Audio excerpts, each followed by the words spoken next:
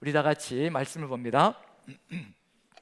역대하 20장 1절부터 4절까지의 말씀 같이 한번 한 목소리로 어떤 내용이 있는지 같이 한번 봉독하겠습니다. 자, 다 같이 읽습니다. 시작.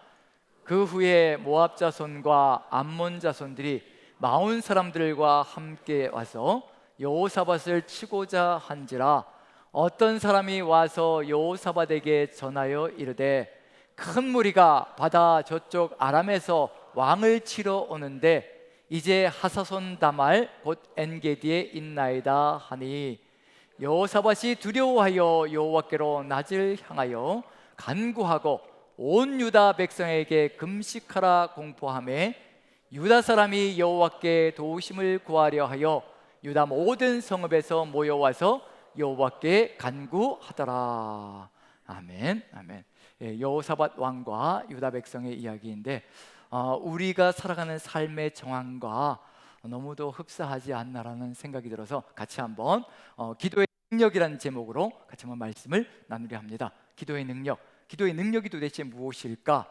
우리에게 있는 것일까? 그것도 한번 우리가 살펴본다면 하나님과 함께 더 깊이 기도하며 내 기도하는 그 시간이 가장 즐겁다고 하는 그 마음이, 그 뜻이 어떤 것인지도 한번 나눠볼 수 있지 않을까 싶습니다. 자, 기도하는 시간이 즐겁고 가장 기쁜 시간인가요? 예, 그랬으면 금요심야가 이 자리가 뭐 차고 넘쳤겠죠. 미어 터졌겠죠. 예. 아직까지 우리는 이제 그걸 배워가고 있는 중이고 한순간에 다 이루어지는 것은 아니고요. 저도 배워가고 있고 또 우리가 배워가고 있는 중입니다. 그 기도의 위력이 무엇이고 능력이 무엇인지 하나하나 배워가는 것이 아닌가 싶습니다. 요 근래만큼 제가 이 목회를 해나가면서요 4년여의 시간 동안 요 근래만큼 이렇게 우리 성도님들이 힘겹고 어려운 순간이 있을까 싶을 정도로 처음에 시작할 때는 그렇지 않았던 것 같은데 요즘은 굉장히 많은 질병을 거쳐가고 있고 겪고 있는 분들의 이야기들이, 기도 제목들이 너무도 수시로 정말 말 그대로 쏟아져 들어온다고 그럴까요? 그리고 그 질병들도 정말 다양하게 한 가지 종류가 아니고 다양한 질병들이 그냥 중보기도방에 올라오는 것을 보면서 지금 우리의 삶의 모습들이 얼마나 어렵고 힘겨운 것인가, 거기에 이제 우울감이라든가 우울증이라든가 공황 증상이라든가 또 거기에 덧붙여서 또 여러 가지 힘겨운 그런 삶의 정황들, 또 질병 중에는 또 이제 안면마비, 전에는 그렇게 많지 않으셨던 것 같은데 요즘은 또 안면마비도 많이들 이렇게 겪으시는 것 같은 그런 생각이 들어서 굉장히 다양하게 이렇게 어려움들을 겪고 있구나. 질병들뿐만 아니라 삶의 질곡들, 어려움들도 만만치 않게 다가오고 있다는 것을 깨닫습니다. 이런 상황들을 보면서 이런 모든 질병들과 어려움들, 또 안면마비, 우울증, 또 공황 증상, 이런 것들의 원인이 무엇일까라고 생각해 보면 가장 큰 것으로 아마 인생길을 걸어가면서 겪는 압박감과 스트레스가 아닐까라는 생각이 듭니다.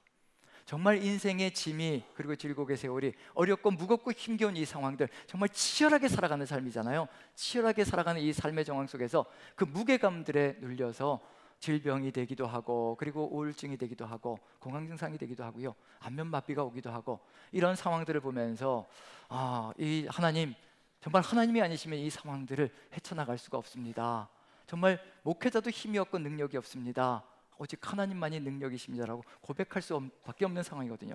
그러면서 저라고 해서 그걸 못 느낄 것인가, 성도님들의 그 아픔들을 이 목회자들이 집하고 교회만 왔다 갔다 하는 듯하니까 우리의 이 아픔들과 이 스트레스, 압박감을 못 느낄 거야 라고 생각하는데, 이 인생길을 걸어가면서 스트레스 안 받는 사람이 어디 있겠습니까? 또 압박감이 없는 사람이 어디 있겠습니까? 다 살아가는 삶에 짐들이 조금 차이가 있고 다를 뿐이지 스트레스를 받고 압박감을 누리는 것은 아마 흡사하지 않을까라는 생각이 듭니다.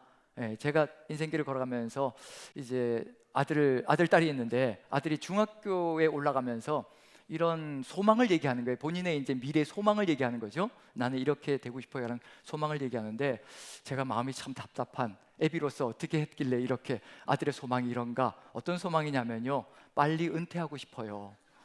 이게 뭘까요 도대체?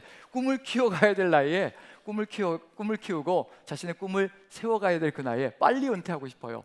그러니까 인생의 짐이 이제 느껴지기 시작하는 거죠. 그리고 아버지를 보아도 어머니를 보아도 별로 그렇게 희망이 느껴지지 않는 삶의 정황을 보니까 이제 본인이 빨리 뭔가 해서 뭔가 한 다음에 은퇴하는 건 좋은데 아무것도 안 한 다음에 은퇴하겠다고 하니까 참 마음이 답답할 때가 있었죠.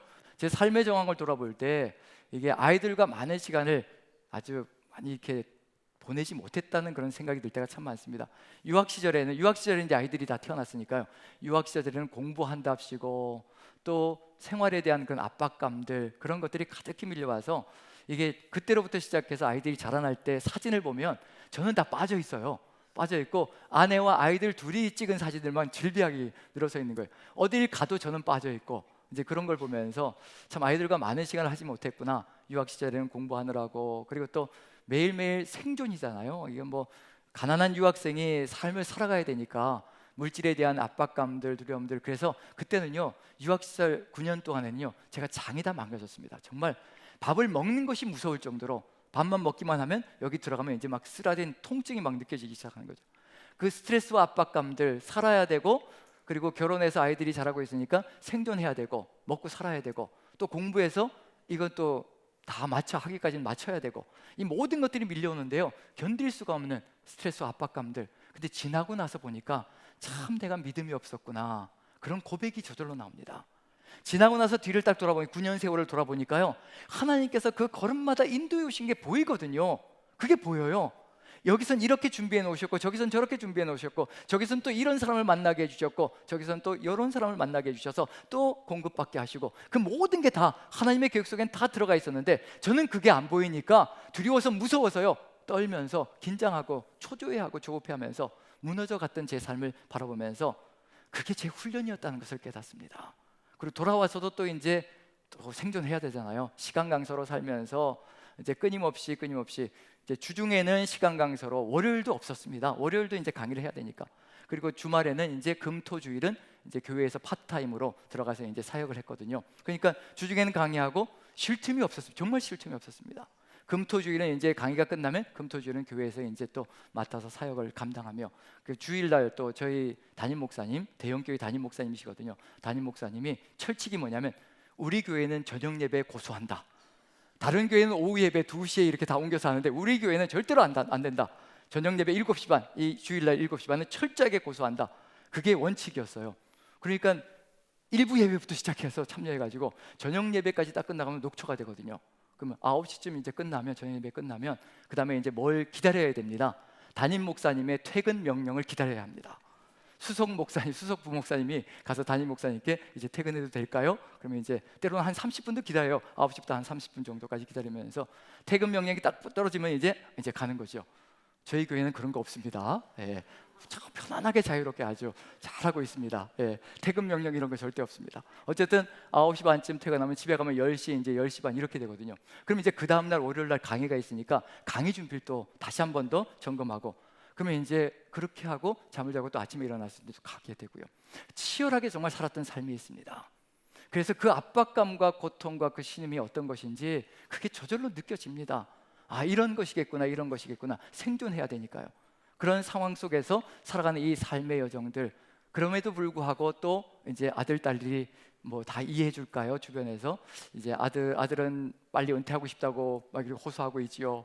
딸은 또 아빠 유학까지 다녀와서 왜 이렇게 살아야 돼요? 이렇게 얘기 나오면 이제 마음이 무거워지기 시작하는 거죠.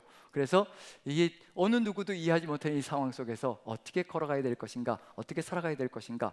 이제 여호사밧 왕의 이야기가 남의 이야기가 아니라 저희의 이야기고 우리의 이야기가 아닐까라는 생각이 듭니다. 삶의 질곡 속에 치열하게 전투를 치르며 살아가는 이 삶의 정황 속에 어떻게 걸어가야 될 것인가, 살아가야 될 것인가, 그 삶의 정황을 보면서 결국은 답을 얻는 것이 무엇인가, 우리도 같이 한번 말씀 속에서 답을 얻어야 되지 않을까라는 생각이 듭니다. 오늘 본문의 말씀을 다시 한번 더 보여주시면 감사하겠습니다. 여호사밧 왕이 처해 있는 그 상황, 지금 우리의 상황과 한번 비교를 보면서 한번 나아가 보기로 하죠. 1절을 같이 다시 한번 읽어봅니다. 시작. 그 후에 모압 자손과 암몬 자손들이 마온 사람들과 함께 와서 여호사밧을 치고자 한지라. 여기서 모압 자손과 암몬 자손들이라고 되어 있습니다. 모압과 암몬은 이스라엘이 어디에 위치하고 있을까요? 이스라엘 요단강 건너편에요, 동쪽에 위치하고 있습니다. 동쪽에. 그 다음에 마온 사람이라고 되어 있는데 나중에 또 읽어볼 내용 속에는요, 세일산 사람들이라고 또 연결되어져 나옵니다. 세일산 사람은 에돔족속이거든요. 에돔족과 연결되어져 있는 사람들이 마온족입니다. 어디 위치하고 있을까요? 이스라엘 민족의 남쪽 지역에 위치하고 있습니다. 지금 동쪽 지역에 있는 모압과 암몬이 치고 들어오고요, 그 다음에 남쪽에서 또 마온 족속, 세일산 족속, 에돔 족속이 치고 올라옵니다. 연합군을 형성해서 치고 오는 거죠. 그 다음에 2절을 같이 한번 읽어보죠. 같이 시작. 어떤 사람이 와서 여호사밧에게 전하여 이르되 큰 무리가 바다 저쪽 아람에서 왕을 치러 오는데 이제 하사손 다말 곧 엔게디에 있나이다 하니, 아람은 어디에 위치하고 있을까요? 아람은 북쪽에 위치하고 있습니다. 북쪽과 동쪽과 남쪽의 나라들이 연합군을 형성해가지고요 치고 들어오고 있는 중입니다. 이제 남아있는 것은 어디밖에 없나요? 아직도 이해가 안 되시나요? 자, 동쪽과 남쪽과 북쪽이라고 말씀드렸죠. 남아있는 건 어딘가요? 서쪽. 정신을 바짝 차려주셔야 합니다. 서쪽이 남아있죠. 근데 서쪽은 뭔가요? 서쪽은 바다예요. 지중해예요. 도망갈 곳도 없습니다. 움츠고 뛸 장소가 없습니다. 사면이 포위가 되어서요 양 사방에서 밀고 들어오고 있는 중입니다. 정말 사방에서 우겨쌈을 당하고 있는 것이 여호사밧 왕의 유다의 지금 상황에 속에 들어가 있다는 겁니다. 우리의 삶의 정황과 다를 바가 없거든요. 우리도 사방으로 우겨쌈을 당하여서 정말 고통과 통증 가운데 거할 때가 있습니다. 어느 곳에도 도움을 받을 수 있는 것이 없고, 도리어 내 주변을 살아가는 사람들은 오히려 조롱하고 지적질하며 그렇게 비웃을 때도 있다는 얘기거든요. 이해하지 못하는 그런 상황들이 펼쳐질 때가 참으로 많습니다. 그것이 압박이 되어서, 그것이 스트레스가 되어서 삶이 무너지고, 그리고 또 질병으로 고통으로 신음소리 낼 때가 참으로 많습니다. 어려움들이 닥치는 거죠. 똑같은 상황이 여호사밧 왕과 유다 백성들에게 그대로 밀어닥치고 있는 중입니다. 그런데 이렇게 치고 들어오는 사람이 누구인가? 정말 낯을 모르는 사람들, 아무 관계도 없는 사람이라면요 그 아픔이 덜할 것이라고 생각되어집니다. 한 번 보고 말 거니까 그냥 안 보면 되는 거지 라고 생각하면 되거든요. 이렇게 치고 들어오는 사람들이 누구일까? 한번 여호사밧의 이야기 속에서요 20장 다른 부분을 한번 살펴보죠.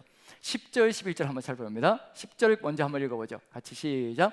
옛적에 이스라엘이 애굽 땅에서 나올 때 암몬 자손과 모압 자손과 세일산 사람들을 침모하기를 주께서 용납하지 아니하심으로 이에 돌이켜 그들을 떠나고 멸하지 아니하였거늘. 무엇을 입은 존재들이? 은혜를 입은 존재들인 거예요. 이스라엘 민족이 출애굽할 때 60만 명의 장정들이 움직이고 있었거든요.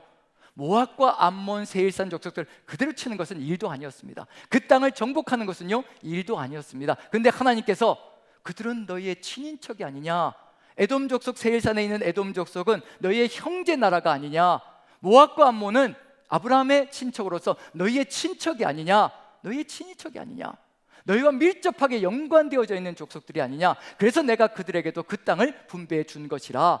너희들만 잘 사는 것이 아니라 너희들이 축복의 통로가 되어서 그들도 너희들처럼 살 수 있게 만들어가고 싶은 것이 나의 소망이다. 그래서 그들을 정복하지 마라. 내가 그들에게 그 땅을 주었다. 그래서 정복하지 않았습니다. 같이 은혜를 누린 거죠. 그리고 동족이나 마찬가지의 형제 국가, 그 다음에 친인척 국가가 되는 거죠. 그런데 11절 한번 보죠. 같이 한번 읽어봅니다. 시작. 이제 그들이 우리에게 갚는 것을 보옵소서. 그들이 와서 주께서 우리에게 주신 기업에서 우리를 쫓아내고자 하나이다. 하나님께서 그 기업을 지켜주시기 위해서 자신들을 막으셔서 못하게 하셨는데 이제 우리의 것을 뺏으려고 혈안이 돼서 덤벼들고 있습니다. 하나님 어찌합니까? 교회 생활 속에서요 남 모르는 사람, 세상 사람들에게 압박을 받고 세상 사람들에게 상처를 받으면요 까짓거 안 보면 되니까. 그런데 가장 무서운 건 뭐냐면요 우리 안에서 서로 상처를 줄 때 그것이 가장 무섭습니다. 같이 지켜봐야 되고 예배 자리에 나올 때 같이 마주쳐야 되고 이런 상황들이 펼쳐질 때요 그것처럼 고통스럽고 그것처럼 힘겨운 게 없거든요. 서로가 서로에게 상처를 주고 힘겨움을 줄 때 그것처럼 안타깝고 아픈 일이 없다는 것이 바로 우리 공동체 안에서 우리가 깨달아야 될 부분이라는 얘기거든요. 피해갈 수도 없습니다. 교회를 옮기지 않는 이상에는 피해갈 수도 없다는 얘기거든요. 이와 같은 상황들이 사면에서 삥 둘러쳐져서 살아가는 삶의 정황이 여호사밧과 유다의 상황이라면 지금 우리의 상황은 어떨까요? 교회 안에서 누군가가 부딪혀서 누군가에게 상처받고 누군가에게 때로는 상처 주기도 하고요 다툼이 벌어지기도 하고 말다툼이 일어나기도 하고요. 그렇게 되면 우리는 사방으로 우겨쌈을 당하기 시작하는 겁니다. 여기 가도 저 사람이 있고 저기 가면 저 사람이 있고 이 사람이 있고 정말 갈 곳이 없을 정도로 그렇게 우겨쌈을 당하는 일들이 우리의 삶 속에서도 분명히 벌어질 수가 있습니다. 교회에 오는 것이 스트레스가 될 수가 있거든요. 압박이 될 수가 있거든요. 이런 삶의 정황이 우리의 삶의 정황 속에서 펼쳐지고 있다면 이제 가야 될 길이 어디일까? 사방으로 우겨쌈을 당하고 이런 상황 속에서 이 상황을 어떻게 해결해 나가야 될 것인가? 자, 사방이 우겨쌈을 당하였다면 이제 남은 곳은 어디일까요? 남은 곳은 이제 그렇죠, 다 아시죠? 예, 이렇게 그냥 하시는데 예, 위가 남아있죠. 그럼 이제 뭐밖에 남은 것이 없나요? 기도죠, 기도.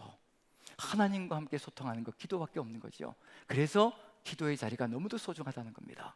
골방 기도도 소중하고요, 우리 성도님들이 한 마음이 돼서 한 곳에서 또 하나님께로 나가는 연합의 기도도 참으로 소중합니다. 그 두 가지를 같이 겸비해서 나아갈 때 우리의 개인 신앙도 살아날 것이고 우리의 건강한 신앙도 살아날 것이라는 거, 공동체의 신앙도 같이 가는 겁니다. 나는 골방 기도하니까 괜찮아, 나는 골방에서 열심히 기도하니까, 하지만요, 연합의 기도는 더 큰 힘을 가지고 하나님께서 더 기뻐하시며 우리가 연합된 그 위력을 가지고 나아가기를 소망하신다는 거, 그것을 기억한다면 우리가 함께 모이기도 하고 골방에서 기도하기도 하고 그 길로 나가야 되는 것이 우리의 사명일 줄로 믿습니다. 왜 기도해야 될 것인가? 왜 기도해야 될 것인가? 기도하는 이유가 분명히 있지요. 누가 능력이 있기 때문에요? 하나님의 능력을 믿기 때문입니다. 내가 사방으로 우겨쌈을 당하였지만 이 사방에서 치는 이 적들보다 누가 더 위대하신다는 것을 믿을 때, 누가 해결자가 되신다는 것을 믿을 때 기도할 수 있냐면요, 오직 전능하신 하나님께서 이 모든 것을 해결해 가실 수 있는 유일하신 분이라는 것을 우리가 믿을 때 우리는 무릎을 꿇고 기도할 수가 있습니다. 그게 믿어지지 않으면요, 내 손에 힘을 가지고 내가 해결하려고 나서기 시작할 겁니다. 그러다 피투성이가 되어서 쓰러져서 천부여 의지 없어서라고 손을 들 때 하나님의 역사를 다시 한 번 더 체험하게 된다는 얘기거든요. 지금 우리가 해야 될 일이 무엇일까? 한번 말씀을 봅니다. 같이 한번 읽어보죠. 20장 5절 6절 5절 6절 같이 한번 읽어봅니다. 같이 시작.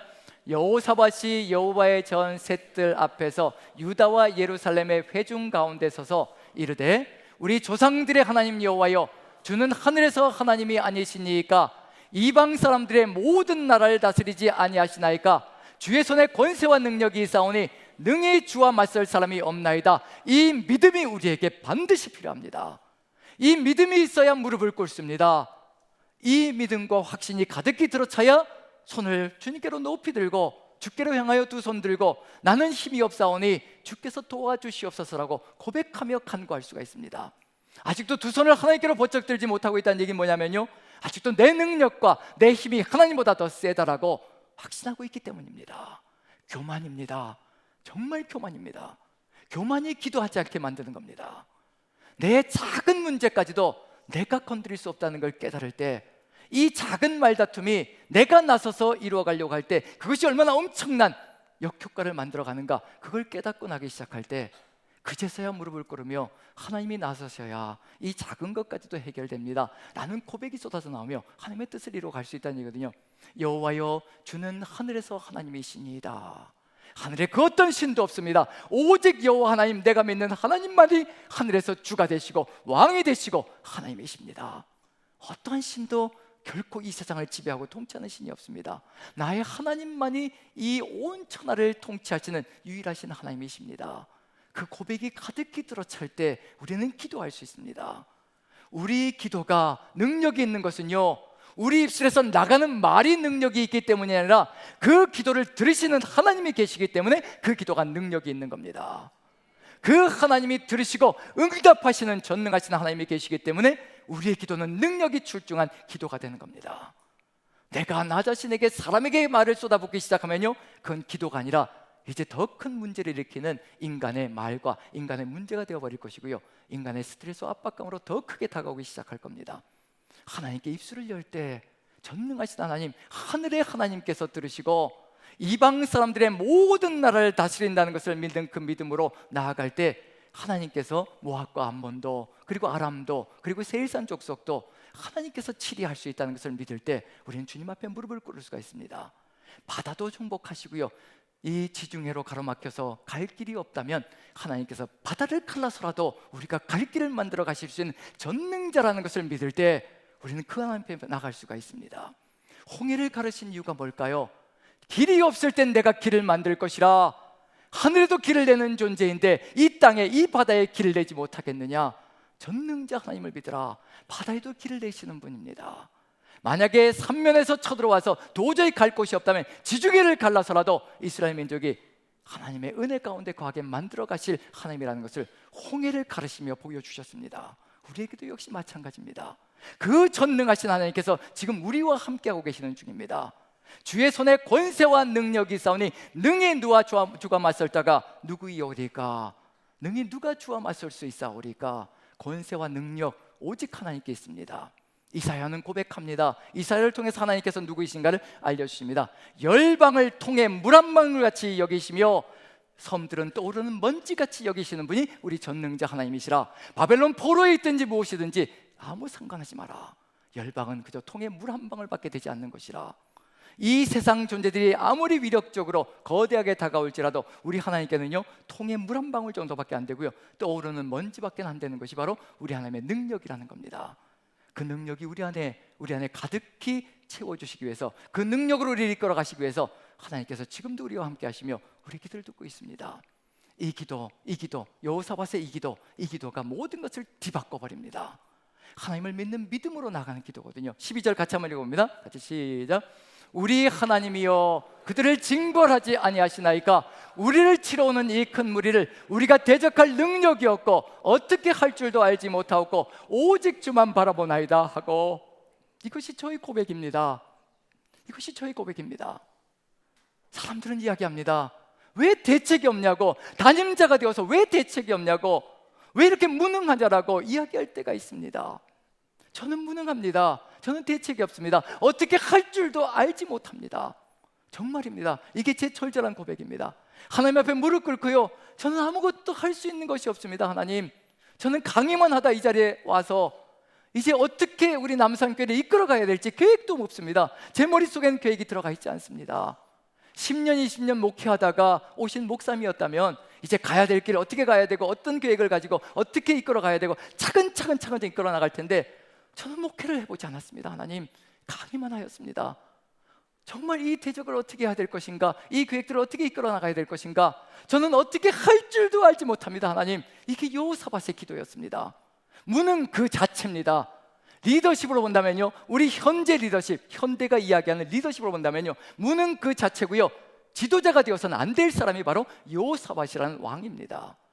대적이 오는데 백성을 어떻게든지 보호해서 막아서, 그 대적들로부터 막아서 어찌하든지 백성들을 구원의 길로 이끌어 가야 되는 게 여호사밧 왕이, 지도자가 해야 될 일인데, 이 대적들을 당할 능력이 없고 대적할 능력이 없고 어떻게 할 줄도 모른다는 겁니다. 계획도 없다는 겁니다. 계획을 세울 수도 없다는 겁니다. 무능 그 자체입니다. 정말 무능입니다. 저도 무능한 것밖에 내놓을 것이 없습니다. 하지만 우리가 할 수 있는 것, 제가 할 수 있는 것, 오직 주만 바라보나이다. 오직 주만 바라보나이다. 오직 주만 바라보나이다. 전능하신 하나님, 살아서 역사하신 하나님, 열방을 통해 물 한 방울 같이 여기시며 섬들은 떠오르는 먼지같이 여기시는 전능하신 살아계신 하나님, 하늘에서 하나님이시고 이 천하만물을 만드신 살아계신 우리 하나님, 오직 주만 바라보나이다. 이 무지스럽고 이 무능한 인생을 우리 하나님 인도하여 주시어 오직 하나님의 뜻을 이루는 통로로 삼아 주시옵소서. 여호사밧이 그렇게 기도하고 있는 중입니다. 세상 리더십은요, 어쩌든지 계획을 세우고 자신의 뜻을 세워서 사람들을 이끌어서 자신이 원하는 곳으로 이끌어 갈 겁니다. 하지만 하나님의 리더십, 하나님께서 세우시는 리더십, 오직 주만 바라보며 나는 무능합니다, 전능하신 하나님께서 이끌어 주시옵소서. 제가 이끌어 보아야 어디로 이끌어 가겠습니까? 제 꿈과 비전을 이루는 것으로 이끌어 가지 않겠습니까? 왜 부흥을 꿈꾸겠습니까? 왜 목회자들이 부흥을 꿈꾸겠습니까? 어디 가서 큰 소리 치고 싶어서요. 어디 가서 대접받고 싶어서요. 나는 이렇게 목회 시작하니까 이렇게 잘 되니 내가 대단한 것 아니냐라고 자랑하고 싶어서요. 그래서 성도들을 독려하고, 그리고 짜서 쥐어짜서 어쩌든지 한 명이라도 이곳에 앉혀서 이곳을 가득히 채워서, 그리고 내 자랑을 하고 싶은 그런 마음들이 가득히 들어 차 있을 때가 참으로 많습니다. 제가 4년의 목회 동안에 내려놓은 것이 있습니다. 부흥도 제 힘으로 하는 것이 아니라는 것을 철저하게 깨달았습니다. 교만했었거든요. 제가 목회하면, 말씀으로 같이 나누면 정말 새로운 인물들이 뚝뚝뚝 설 것이고 새로운 부흥의 역사가 일어날 것이라, 그게 제 교만이었다는 것을 철저하게 깨닫게 해주셨고, 이제는 완전히 바닥으로 내리치셨습니다. 네가 해보니까 안 되지, 네가 말씀 전하니까 안 되지, 내가 하는 것이고 너는 오직 나만 바라보는 거야. 우리에게도 동일한 것이 필요합니다. 내가 대적할 능력이 없고 어떻게 할 줄도 알지 못하고 오직 주만 바라보나이다. 이 리더십이 교회 안에 가득 들어 찰 때 우리는 다툼을 멈출 수가 있습니다. 내가 원하는 방향으로 이끌어가려고 하면요, 누군가와 싸우게 되어 있고 부딪히게 되어 있습니다. 그게 하나님의 계획이 아니냐면요, 당장에 부딪히게 되어 있습니다. 내 주관이고 내 주장이고 내 주권이거든요. 그걸 꺾어내고 오직 주님이 보여주시는 그 길을 걸어갈 때 우리는 다시 살아갈 수가 있고, 서로 연합의 길을 걸어갈 수가 있고, 하나 될 수 있는 길로 걸어갈 수가 있습니다. 이 기도가 어떤 기도일까요? 나에게 닥쳐져 있는 이 전쟁을 하나님의 전쟁으로 뒤바꿔버리는 겁니다. 그게 기도의 능력이라는 겁니다. 우리가 기도하는 이유는 뭐냐면요, 나에게 닥쳐온 수많은 질곡의 시간들, 질병들, 어려움들, 아픔들, 고통들, 자식의 문제, 부모의 문제, 그리고 또 삶의 질곡의 문제, 그리고 직장의 어려움들, 동료들의 어려움들, 이 모든 것들이 압박으로 밀려 들어오기 시작합니다. 정말 감당해낼 수가 없고, 내가 어떻게 자녀들을 믿음으로 이끌어갈 수 있겠으며 자녀들이 겪고 있는 그 아픔을 대신 겪어줄 수가 있겠습니까? 절대 할 수 없습니다. 내 전쟁이라고 생각하면요, 내가 안달복달하며 붙들고 늘어지려고 할 겁니다. 내가 어찌하든지 해결하려고 안달복달하며 초조해하고 조급해하며 부딪히는 일들이 벌어질 겁니다. 그런데 우리가 가야 될 길, 이 전쟁을 하나님께 올려드리는 것, 이것은 제가 감당할 수 있는 것이 아닙니다. 하나님, 주께서 감당하여 주시옵소서. 누구의 전쟁으로 바꾸는 것이냐면 살아계신 하나님의 전쟁으로 뒤바꿔버리는 겁니다. 그것이 가장 지혜로운 사람입니다. 자신의 손에 붙들고 씨름하면요, 지치고 상하고 나자빠지는 것밖에 없습니다. 더 큰 다툼밖에는 벌어지는 일이 없습니다. 누군가가 한마디 나에게 쏘아붙일 때 내가 나서기 시작하면, 맞서기 시작하면요, 나는 두 마디 세 마디 해야 합니다. 상대방은 절대 지지 않을 겁니다. 자기의 정당성과 합리화를 이루기 위해서요, 더 크게 목소리를 높일 것이고요, 더 큰 이야기로 쏟아붓기 시작할 겁니다. 절대로 멈추지 않을 겁니다. 하나님께 맡기는 것이 최고의 길이고, 내가 멈추는 것이 최고의 해결점이라는 것을 깨닫는다면 하나님의 역사가 우리 안에서 다시 용서주시며 하나님의 뜻을 이루어가는 우리의 역사가 될 것이라고 확신되어집니다. 이렇게 전쟁이 나의 전쟁에서 하나님의 전쟁으로 뒤바뀌는 것, 그 기도를 통하여서 이런 역사가 펼쳐질 때 하나님께서 응답하십니다. 한번 읽어보죠. 어떤 응답이 오는지 1장 15절 같이 한번 읽어봅니다. 15절 같이 시작. 야하시엘이 이르되 온 유다와 예루살렘 주민과 여호사밧 왕이여 들을지어다. 여호와께서 이같이 너희에게 말씀하시기를 너희는 이 큰 무리로 말미암아 두려워하거나 놀라지 말라. 이 전쟁은 너희에게 속한 것이 아니요 하나님께 속한 것이니라. 나에게 속한 것이 되었다. 얘들아, 이제 너희가 나에게 다 맡겼으니, 나에게 기도로 맡겼으니 너는 아무것도 할 수 없다라고 고백하며 두 손을 번쩍 나에게 들었으니 천부여 의지 없어서 손 들고 옵니다라고 나에게 모든 것을 올려주었으니 이제 이 전쟁은 너희들의 전쟁이 아니라 나의 전쟁이 될 것이라. 너희들은 놀라지 말고 두려워 말고 나의 놀라운 이 능력을 잠잠히 있어 나의 큰 능력을 보라라고 말씀해 주십니다. 우리 하나님께서 우리 모두에게 이와 같이 응답하실 줄로 믿습니다. 질병이 들었든지, 정말 불치병으로 어느 누구도 고칠 수 없는 그 질병 가운데 거하든지, 자녀가 은둔형 외톨이로 도저히 내가 정말 애쓰고 그렇게 기도했는데도 그대로 동일하게 그렇게 살아가는 삶의 정황들을 거쳐가는 여러분들이 계시다면, 그리고 수많은 아픔들, 어려움들, 고통들, 부딪힘들, 다툼들, 이런 것들이 우리 가슴 속에 가득히 들어차 있다면 이제 우리가 나아가야 될 길은 다른 것 아닙니다. 오직 하나님 주만 바라보나이다. 주께 온전히 맡겨드리고 우리는 나아가야 될 길이 있습니다.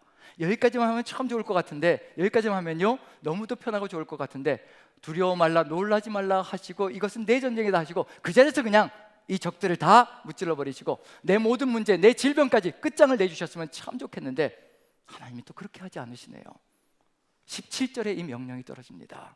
이게 부담스러울 때가 있습니다. 17절 같이 한번 읽어보죠. 같이 시작.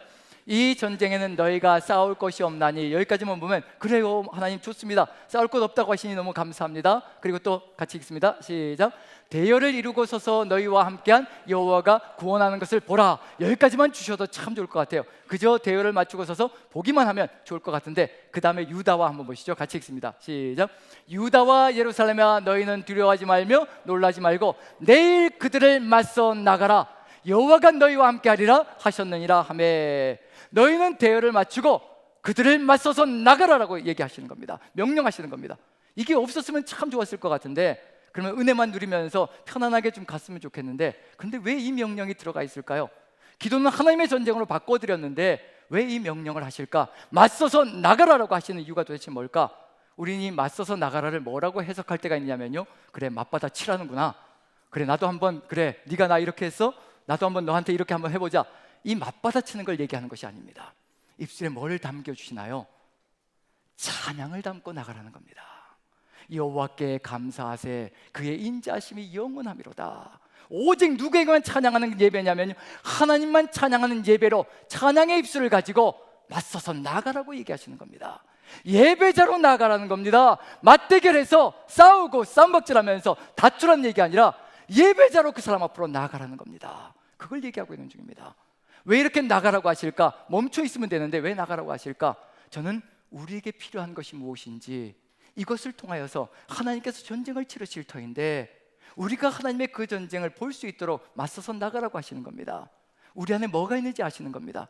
감히 맞서지도 못하고 두려워 떨고 있는 심령을 정확하게 아시는 겁니다. 이 과정을 통해서 무엇을 심어주시기 위한 거냐면요, 우리의 마음속에 하나님을 향한 믿음을 더욱더 확고하게 심어주시기 위해서 맞서서 나가라, 맞서서 나가서 보면서 내가 하는 일을 보라는 겁니다.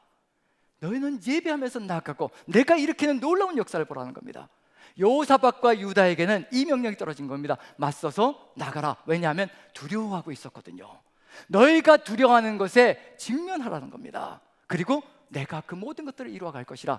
너희는 직면하며 나아가면, 예배하며 나아가면 내가 하나씩 너희 앞에서 예배자의 삶 속에 주어지는 축복이 무엇인가를, 확신이 무엇인가를 내가 알려줄 것이라. 그걸 얘기하고 있는 중입니다.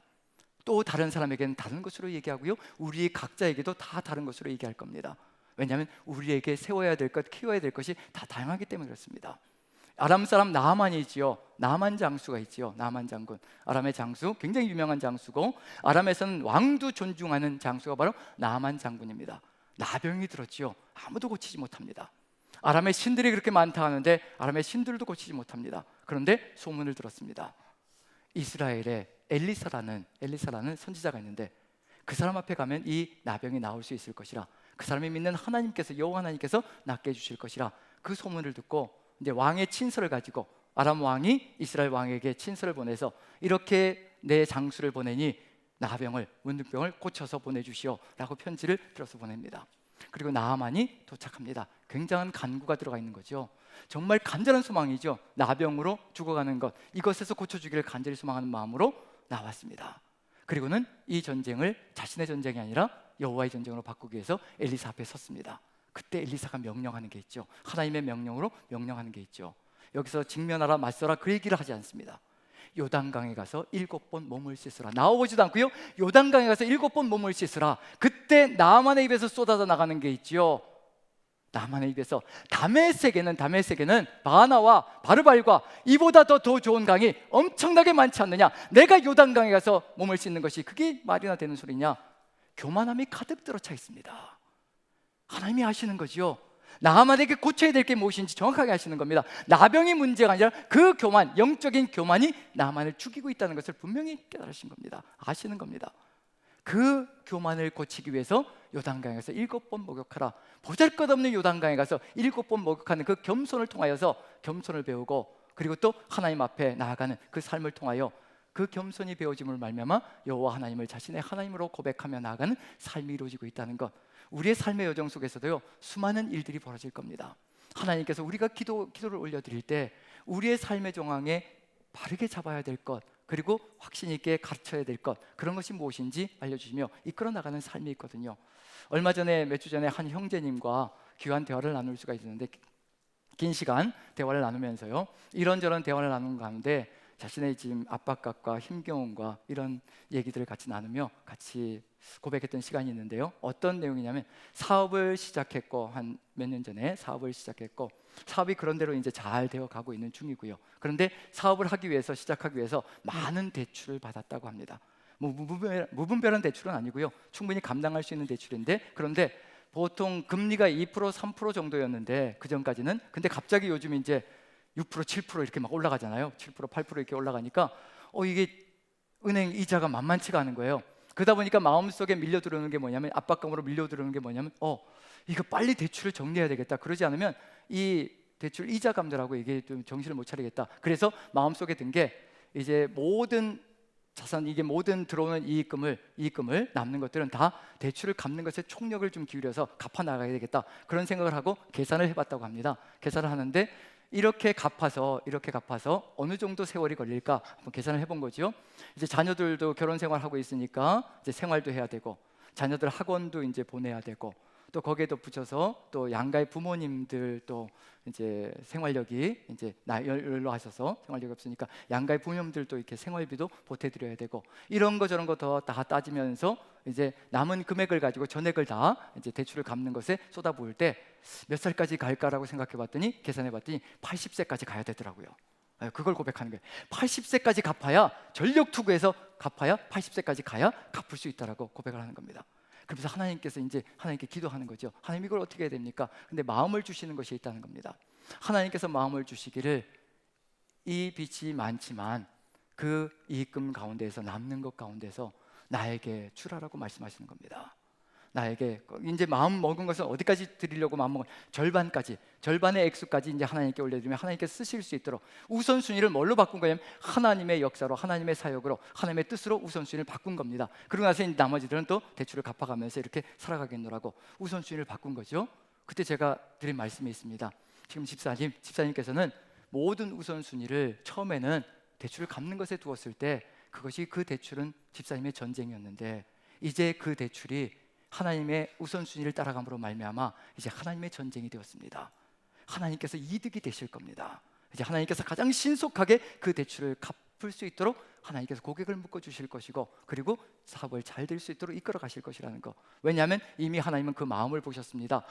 하나님께서 이익을 많이 나게 해주실 때, 이제 빚을 갚을 일도 없고 이익이 많이 나게 해주실 때 이미 모든 우선순위가 하나님께로 잡혀져 있기 때문에 그 이익금들은 하나님께로 계속해서 흘러들어가 세상을 아름답게 만드는 것으로 연결되어져 갈 것이라는 것을 하나님께서 보셨기 때문에 분명히 이 전쟁은 이제 하나님의 전쟁이 되었습니다. 그리고 우리에게도 있죠. 우리 각자에게도 물질에 대한 두려움이 있잖아요. 그 물질에 대한 두려움을 오히려 하나님께서는 그 물질을 하나님께 드림으로 말미암아 하나님께서 역사하시는 것으로 바꿔나간다는 점에서 우리 각자마다 치러야 될 기도의 전쟁은 다 따로 있다고 생각합니다. 청년부 얘기를 한 가지 또 나눠드리면요, 청년부도 참 기도의 사람들이라는 생각이 크게 와닿을 때가 올해 이제 초반에 있었습니다. 작년에 이제 결정을 하면서 오창훈 목사님을 이제 청년부를 맡고 있었는데, 청년부만 맡고 있었는데 이제 초등부까지 맡는 것으로 작년에 결정이 되어져서 이제 청년부에 이제 내려갔고, 그래서 청년들이 이제 그걸 들었죠. 청년들 같은 경우에는 이제 목사님의 마음이 분산되면 자신들이 받아야 될 관심과 사랑이 쪼개지니까 조금 안타까운 거죠. 그래서 아쉬운 마음과 안타까운 마음이 가득히 들어가 있는 거죠. 그러면 이제 임원진들이 보통 와서 따질 수가 있거든요. 저한테 와서 따지든지 아니면 교회 당회에 따지든지 이렇게 해서 우리 목사님을 우리만 좀 할 수 있도록, 우리가 지금 부흥하고 있으니까 우리만 할 수 있도록 이렇게 좀 해주세요라고 이렇게 따질 수도 있습니다. 그리고 그렇게 나을 수도 있고요. 그런데 그런 일을 전혀 버리지 않고요, 정말 기가 막히게 이 전쟁을 자신들의 전쟁이 아니라 하나님의 전쟁으로 뒤바꿔 버리더라고요. 뭐라고 얘기하냐면요, 그러면 우리가 청년부를 부흥을 시키면 우리 하나님도, 우리 교회도, 우리 목사님을 우리만 맡을 수 있도록 해주지 않겠느냐, 청년부 부흥을 시키면. 그래서 우리가 청년부를 부흥을 시켜야 되겠다, 그렇게 하나님의 뜻을 받들어 나아가는 역사가, 그런 소리가 들리는 거예요. 참 지혜롭다라는 생각이 들었습니다. 그래서 제 마음속에 어떤 마음이 드냐면, 그래 500명까지만 부흥시켜라, 그래 그러면 된다, 이런 마음이 확 들어오더라고요. 이게 무슨 일일까? 청년들은 더 관심을 받고 싶고요, 사랑을 받고 싶은 마음이 간절합니다. 자신들의 이야기를 들어주는 누군가가 필요한 거거든요. 그런데 이 청년들이 누군가의 이야기를 들으려고 나가고 있는 중이거든요. 선교하고 전도하고 지금 어려움 중에 있는 믿지 않는 청년들을 향해서 자신의 사랑들을 내보내려고 하고 있는 중입니다. 그 사랑은 언젠가 자신들에게 돌아오게 되어 있습니다. 그게 바로 우리의 전쟁을 하나님의 전쟁으로 만들어 나갈 때 나타나는 역사라는 얘기거든요. 모두가 각자마다 하나님께서 세워가시는 그런 역사가 있습니다. 우리에게는 어떤 역사가 필요할지, 우리는 기도하면서 하나님께서 어떤 명령을 내리실지, 이런 명령 가운데 우리의 믿음까지도 든든하게 세워주시는 하나님의 그 사랑, 하나님의 명령이 떨어질 때요, 절대 두려워하지 마십시오. 하나님이 다 하시려고 우리에게 명령을 내리시는 겁니다. 맞서서 나아가라고 할 때 우리는 나아가기만 하면 되는 겁니다. 두려움이 들어와 있지만 그럼에도 불구하고 전능하신 하나님께서 맞서서 나아가라 하시니 찬양의 입술을 가지고 나아갈 때 하나님께서 하나씩 정리하시는 것을 우리가 보게 될 것이고요, 그걸 통해서 하나님을 믿는 믿음이 더욱더 돈독해지는 우리 자신들을 발견하게 될 겁니다. 그렇게 하셔서 우리에게 주시고자 하시는 것이 있습니다. 우리의 믿음을 그렇게 세워서요, 우리 하나님께서 하시고자 하시는 것이 있거든요. 이제 나만 믿는 그 믿음을 가지고, 나만 신뢰하는 그 믿음을 가지고 하나님께서 우리에게 보여주시고자 하시는 것이 있습니다. 마지막 결론입니다. 같이 한번 읽어보죠. 자, 25절, 26절 같이 한번 천천히 읽어봅니다. 시작. 여호사밧과 그의 백성이 가서 적군의 물건을 탈취할세 본즉 그 가운데 재물과 의복과 보물이 많이 있으므로 각기 탈취하는데 그 물건이 너무 많아 능히 가져갈 수 없을 만큼 많으므로 사흘 동안에 거두어들이고 넷째 날에 무리가 브라가 골짜기에 모여서 거기서 여호와를 송축한지라. 그러므로 오늘날까지 그곳을 브라가 골짜기라 일컫더라. 브라가 골짜기가 되었다고 얘기합니다. 축복이란 단어입니다. 베라카, 축복이란 단어거든요. 절망의 골짜기였고 죽음의 골짜기였고 모든 것이 끝장나는 골짜기였거든요. 모든 게 전멸될 수밖에 없는 인간의 전쟁이었다면요, 모든 것이 끝장났을 겁니다. 정말 사망의 음침한 골짜기였거든요. 그런데 그 골짜기에서 주님께 손을 들고 나는 아무것도 할 수 없습니다. 내가 대적할 수가 없고, 그리고 나는 어떻게 할 줄도 알지 못합니다. 오직 주만 바라봅니다. 이 전쟁은 주님의 것입니다라고 고백하며 나아갔던 그 믿음을 통하여서, 그리고 하나님께서 세워주신 그 믿음의 역사를 통하여서 놀라운 축복이 쏟아져 들어오는 것을 체험하게 됩니다. 우리의 믿음을, 우리가 기도하라고 하시고 그 기도를 통해서 우리의 믿음을 확고하게 하나님을 향하여 세워주시는 이유는 뭐냐면요, 결론이 이거라는 겁니다. 절망의 골짜기, 질병의 골짜기, 아픔의 골짜기, 고통의 골짜기, 상실의 골짜기, 이 모든 것들을 브라가 골짜기로 만들어 주시고 싶으셔서, 그리고 축복의 골짜기로 만드셔서 엄청난 축복들이 또 세상을 향하여 흘러가게 만들어 주시려고 우리의 믿음을 세워주시고 우리와 함께 역사하시는 놀라운 역사가 있다는 것을 마음에 새기신다면, 지금 우리의 삶의 여정 속에서 우리가 하나님을 향하여 나아가야 될 것이 무엇일까? 모든 어려움들 하나하나 작든지 크든지 오직 하나님께 두 손 들고 하시길 바랍니다. 내가 대적할 능력이 없고, 내 마음조차도 내가 어찌할 수 없고, 내 마음속에 있는 분노, 상실감, 내 마음속에 있는 우울감, 내 마음속에 있는 공황 증상, 이것조차도 나는 어떻게 할 수가 없습니다. 하나님, 이 질병도 어떻게 할 수가 없습니다. 하늘을 향하여 두 손 들고 오직 주만 바라보나이다. 주께서 역사하여 주시옵소서. 하나님의 전쟁으로 뒤받고 오직 이 축복까지 나아가는 믿음의 용사들로 나아가는 저와 여러분들 되시기를 간절히 축원드립니다. 우리 같이 한번 기도했으면 좋겠습니다. 우리 한 마음으로, 지금 우리는 삶의 질곡 속에 거하고 있습니다. 수많은 압박과 스트레스들이 우리의 삶을 옥죄어 들어옵니다. 거기에 함몰되지 않을 수 있는 길, 이 모든 것들을 다 이겨내고 이 모든 것들을 없는 것처럼 한순간에 모든 것을 회복시킬 수 있는 전능하신 하나님, 그 하나님을 향하여 우리 같이 한번, 이 전쟁 하나님의 것입니다, 도와주시옵소서. 저는 아무것도 할 수 없습니다. 다 같이 고백하며 나아갑니다. 사랑의 하나님, 우리 하나님께서 함께 하시고 은혜로 인도하여 주옵소서. 부족하고 미력합니다. 아버지, 오직 주께서 역사하여 주셔서 오직 주 예수 그리스도의 그 은혜가 가득한 삶을 아버지 붙들어 주시고, 아버지의 전쟁 우리가 치를 수 없습니다. 아버지, 우리는 무너집니다. 쓰러집니다. 우리는 자빠집니다. 우리는 감당할 수가 없습니다. 아버지께서 맡아주셔서 이 전쟁 오직 하나님의 전쟁으로 삼아 주시옵소서. 이 모든 말씀 우리 구주 예수 그리스도 귀하신 이름 받들어 기도하옵나이다.